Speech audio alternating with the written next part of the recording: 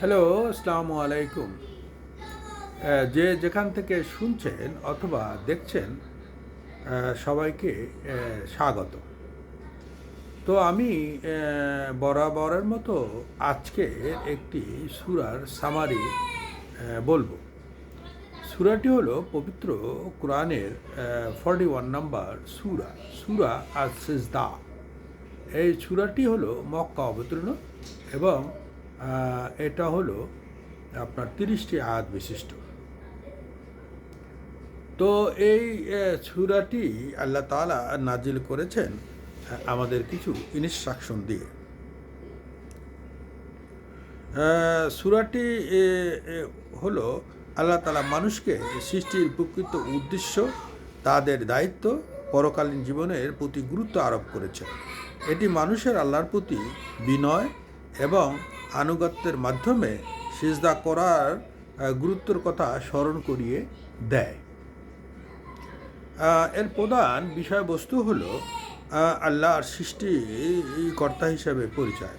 আল্লাহ যে এই সারা জাহান এবং সারা মখলুকাত সৃষ্টি করেছেন, তিনি যে আকাশ এবং পৃথিবী সৃষ্টি করেছেন, তা মানুষ এবং মাটি থেকে মানুষকে সৃষ্টি করেছেন, এটা ব্যাখ্যা প্রদান করেন।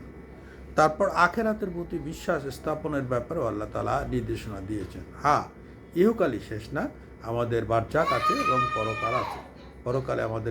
পরকালে বিশেষ করে কিয়ামতের মাঠে আমাদের বিচার আচার হবে, এটার কথা বলেছেন। নবুয়ত এবং কোরআনের অর্থ আল্লাহ তার রাসূলের মাধ্যমে কোরআন অবতীর্ণ করেছেন, যা মানুষের জন্য একটি দিক নির্দেশনা। আর একটা ইম্পর্টেন্ট জিনিস এখানে আছে, মুমিন যারা আল্লাহর প্রতি অনুগত এবং আল্লাহকে স্মরণ করে, তাদের বৈশিষ্ট্য বর্ণনা করা হয়েছে। তারা আল্লাহ তাআলা আর কাছে কান্নাকাটি করে, বিশেষ করে রাতে তারা আল্লাহর দরবারে সেজদা করে। এটা সত্যি, এবং সেজদায় একটা মজাও আছে। যারা সেজদা করে তারা একটা প্রশান্তি পায় এবং আল্লাহ তাআলা এই সেজদার মাধ্যমে তার কাছে চাওয়ার জন্য বলেছেন। তো এটা যারা গভীর রাতে সেজদা করে তাদের প্রশান্তি তারা বোঝে। এবং আল্লাহ তাআলা এই জীবনের পরীক্ষা ক্ষেত্র, এই পৃথিবীতে আল্লাহ তাআলা আমাদের পরীক্ষা করেন, জীবন মৃত্যু দেন।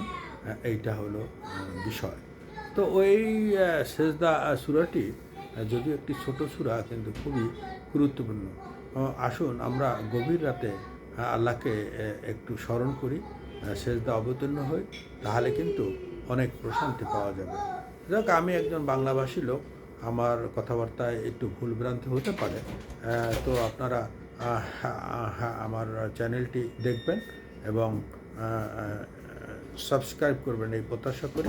কোনো ভুলভ্রান্তি হইলে অ্যাডভাইস দেবেন, আমি সেটা গ্রহণ করব। সবাই ভালো থাকেন, সুস্থ থাকেন। খোদা হাফেজ।